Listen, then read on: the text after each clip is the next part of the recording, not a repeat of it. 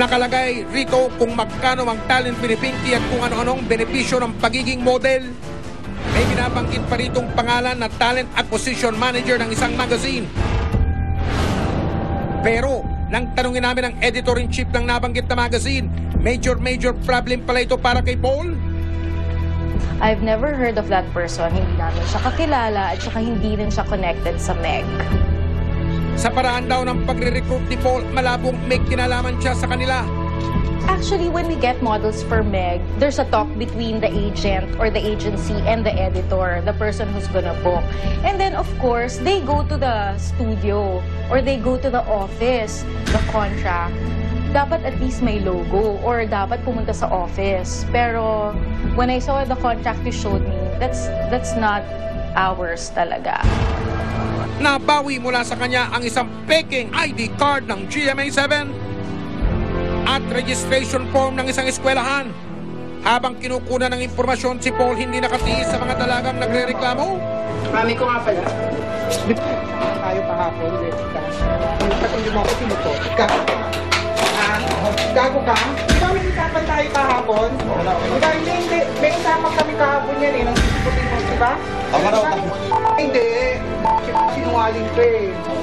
Sinungaling ka eh. Gago ka eh, diba? May usapan tayo kahapon. Pipili ka yung tama makakatapat mo. Umanda ka, hindi ako titigil at di ka makukulong. Ayop ka! Gago ka!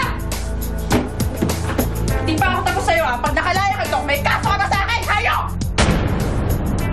Meron ka pang kaso sa Marikina, tandaan mo ha? May hearing pa tayo. May hearing pa kayo. Karma sa iyo ginagawa mo. Karma yan. Ano mukha mo ha? Ako sa loob ng mga loko. Sinasabi manager ka?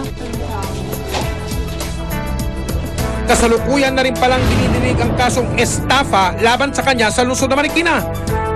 May mo ko labanan. Marami kang pananakot sa akin dati, di ba? Sabi niya sa akin na may warrant of arrest na daw ako. Ako pa ipapakulong niya. Gago ka ba? Ma'am, tama na po. Tama na po. Okay na po. Nasa custody po ng pulisya.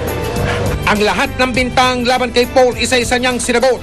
Una, bakit handler ang posisyon na inilagay mo sa kontrata? Kasi syempre, kung tatrabaho sa call center, ang tawag sa'yo, call center agent. So may hawak kang talent, handler ka. Pati sa case unclosed ng GMA7, kasali ka rin? We went like 3 times to be part of Case Unclosed, which can be verified. Sa Case Unclosed kasi before, every week kami may reenactment. So every week, iba't iba rin yung set of talents namin. Ayon mismo dun sa talent coordinator namin, wala kaming naging talent na nagngangalang Paul Mascarino. FYI, iho, matagal nang wala ang case unclosed. Ano ang mensahe mo sa mga naging biktima mo? Sorry if they have felt that I betrayed them or niloko sila. Ang nakuwang peking GMA ID sa kanya, inusisa rin namin. On my wallet, I only have 3 identification cards. 1 PIN, 1 postal, 1 police clearance. That's it. Ano ito? Guni-guni? Kilala rin po pa kayo ng editor-in-chief ng isang magazine na binabanggit ninyo? She was the one introduced to me by that photographer. This photographer I knew from was offered that, oy, if you can get this one, you can submit the pictures and you get paid. Ipinasuri namin sa isang psychiatrist ang kalagayan ni Paul. Kasi ang mga estudyante ay, ang iba dyan is gullible din. No? Madali silang maniwala, lalo na pag ang isang nagsasalita ay parang totoo ang mga sinasabi.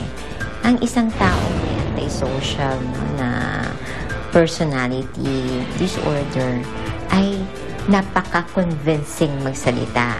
They can be very charming. Ang ganitong kalagayan pala ay lubang nakakaalarma at dapat maagang masolusyonan.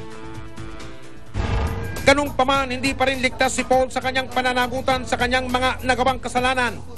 Ang mga asunto na isinampa natin laban dito kay Mr. Paul, Article 316, 315 and 316. At ito ay meron 2 to 4 years imprisonment kung mapapatunayan na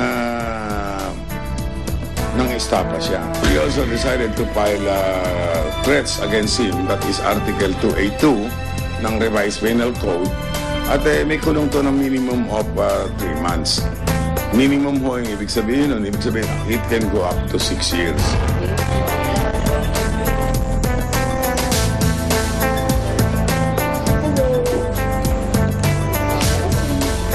Sinamahan namin ang biktima sa mismong Meg Magazine. Baon niya ang pagpapakasakaling baka ito na ang una niyang hakbang para abutin ang pangarap. Samantala, si Paul, kung noon sa entablado siya umaarte, ngayon nararanasan na niya ang role ng isang preso sa tunay na buhay. Dahil ang kapalit ng panloloko ay hindi kasikatan kundi kaparusahan dapat pagbayaran. Susunod, live show sa Sineyan Patok sa Takilya sa Bulacan.